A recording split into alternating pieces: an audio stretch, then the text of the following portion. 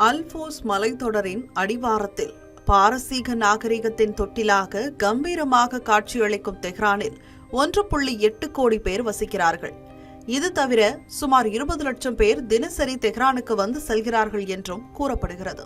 1979 நடந்த இஸ்லாமிய புரட்சிக்கு பிறகு தலைநகரை தெஹ்ரானிலிருந்து மாற்ற வேண்டும் என்று பலமுறை திட்டமிடப்பட்டாலும் நிதி நெருக்கடி காரணமாக தலைநகரை மாற்றும் யோசனையை ஈரான் தள்ளி போட்டுக் கொண்டே வந்தது. இந்த சூழலில் கடந்த ஆண்டு அதிபர் மசூத் பெஷேஷ்கியன் தலைநகரை மாற்றும் திட்டத்தை மீண்டும் முன்வைத்தார். பல ஆண்டுகளாகவே ஈரான் கடுமையான தண்ணீர் மற்றும் மின்சார நெருக்கடியை சந்தித்து வருகிறது.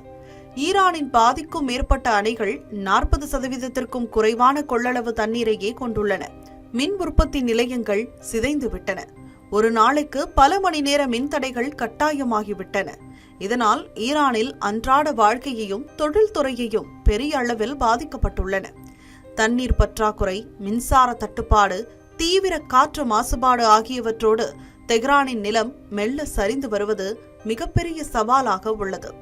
இந்த நிலச்சரிவுகள் எப்போது வேண்டுமானாலும் மிகப்பெரிய ஆபத்தை ஏற்படுத்தலாம் என அஞ்சப்படுகிறது.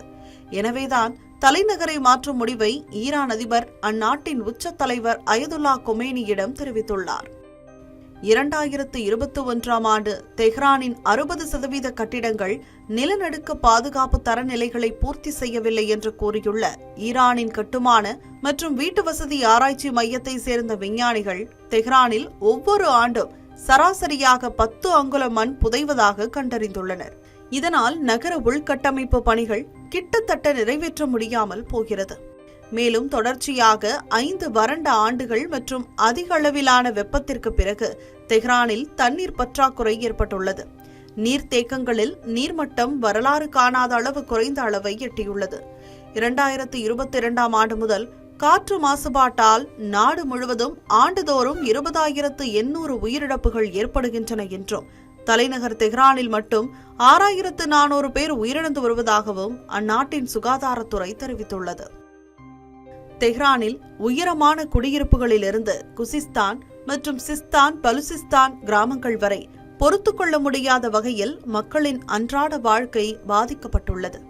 இதன் விளைவாக தலைநகரின் முக்கியமான பகுதிகளில் அவசர கால நடவடிக்கை எடுக்கப்படும் என்று அரசு அறிவித்துள்ளது. வீடுகளில் தண்ணீர் குழாய்கள் சுழற்சி முறையில் மூடப்படும் என்றும் தெருக்குழாய் மற்றும் தண்ணீர் லாரிகள் மூலம் அளவான தண்ணீர் விநியோகிக்கப்படும் என்றும் கூறப்பட்டுள்ளது.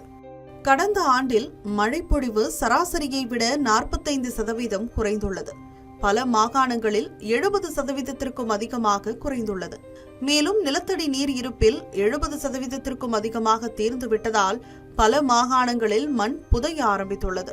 நீர் பற்றாக்குறையின் விளைவாக ஈரான் எரிசக்தி நெருக்கடியையும் சந்தித்து வருகிறது.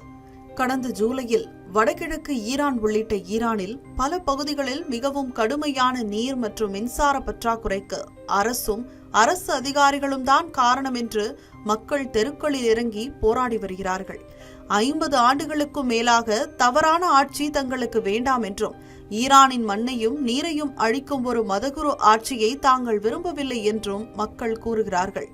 கிணறுகளும் கால்வாய்களும் வறண்டு போவதால் சுற்றுச்சூழல் சார்ந்த இடப்பெயர்வு அதிகரித்து வருகிறது.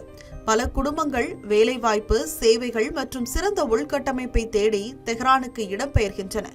இதனால் தெஹ்ரானின் மக்கள் தொகை பல மடங்கு அதிகரிக்கக்கூடும் என்றும் மதிப்பிடப்பட்டுள்ளது.